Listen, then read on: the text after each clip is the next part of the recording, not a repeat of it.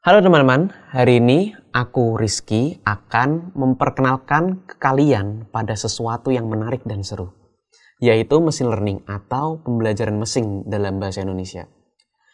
Nah, jadi apa sih yang akan kita pelajari dalam kursus ini?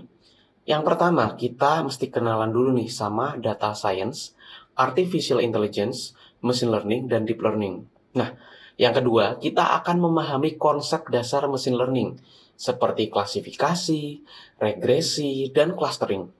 Kita akan melihat bagaimana komputer dapat mengklasifikasikan teks, memprediksi harga, dan mengelompokkan data berdasarkan kesamaan yang mereka miliki. Terakhir, kita akan menjelajahi algoritma-algoritma dan teknik-teknik yang digunakan dalam machine learning, seperti jaringan saraf tiruan dan deep learning. Kita akan memahami bagaimana komputer dapat mengenali gambar, memahami bahasa manusia, dan memprediksi dengan cerdas. Oke, mari kita bicarakan tentang teman baru kita ini, yaitu ChatGPT. Jadi, ChatGPT ini adalah sebuah program komputer yang menggunakan teknologi canggih bernama GPT-3, atau kepanjangannya itu Generative Pre-trained Transformer 3. Ia adalah contoh nyata dari apa yang bisa dicapai dengan machine learning. Nah, si ChatGPT ini adalah salah satu model bahasa alami yang terlatih untuk memahami dan menghasilkan teks dengan cara yang sangat mirip dengan cara kita berbicara. Bayangkan kita sedang chat dengan ChatGPT dan bertanya, "Hai, apa yang bisa kamu lakukan?" Maka ChatGPT akan memberikan respon yang sesuai dan mungkin mengajukan pertanyaan balik untuk memperjelas maksud kita. Ia akan mempelajari pola dan struktur kalimat dari data yang ada sehingga bisa memberikan jawaban yang masuk akal. Tapi apa ya hubungannya dengan machine learning?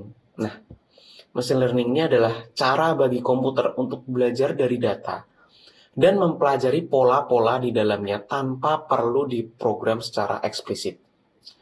Dalam kasus ChatGPT, model machine learning telah dilatih menggunakan teks yang jumlahnya sangat besar dari berbagai sumber, sehingga ia bisa mempelajari bagaimana berkomunikasi secara efektif dengan kita.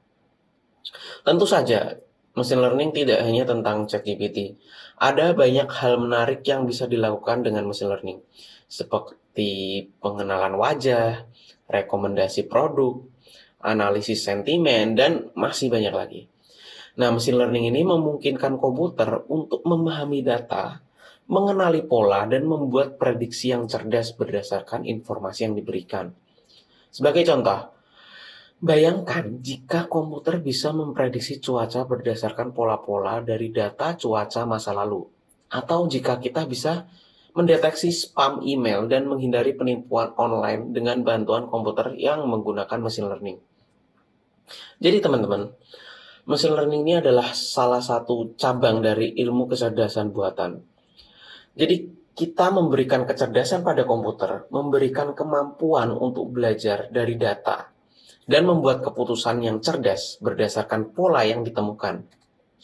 Nah, kenapa kalian tuh harus belajar machine learning? Menurut Data Science, A New Career Path for Indonesian Student oleh Surya di tahun 2019, Data Science adalah bidang yang berkembang pesat dengan permintaan tinggi akan pekerja yang berkualitas. Dan Indonesia nih berada di posisi yang sangat tepat untuk memanfaatkan pertumbuhan ini. Nah, sayangnya Indonesia ini kekurangan banget talent-talent data scientist yang kompeten. Penelitian ini juga menyarankan pemerintah Indonesia untuk meningkatkan baik kualitas maupun kuantitas dari talent-talent yang berkecimpung di dunia data. Jadi kesimpulannya, ada beberapa alasan mengapa kamu harus mempertimbangkan untuk belajar machine learning. Yang pertama, itu tentang peluang karir yang menjanjikan. Machine learning adalah salah satu bidang teknologi yang berkembang pesat dan memiliki permintaan tinggi di pasar kerja. Dengan menguasai machine learning, kamu akan memiliki peluang karir yang menarik dan beragam, baik di dalam negeri maupun di luar negeri. Banyak perusahaan teknologi startup dan perusahaan-perusahaan besar dari berbagai industri membutuhkan profesional yang menguasai machine learning. Yang kedua itu berkaitan dengan menghadapi tantangan masa depan. Jadi di era digital ini, data itu semakin melimpah. Machine learning memungkinkan kita untuk mengambil manfaat dari data tersebut dan menghasilkan wawasan yang berharga.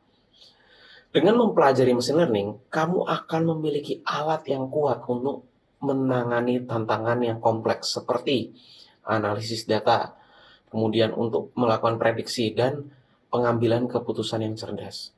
Yang ketiga, untuk mengembangkan keterampilan kritis. Jadi, machine learning ini melibatkan pemahaman mendalam tentang data, algoritma, dan statistik.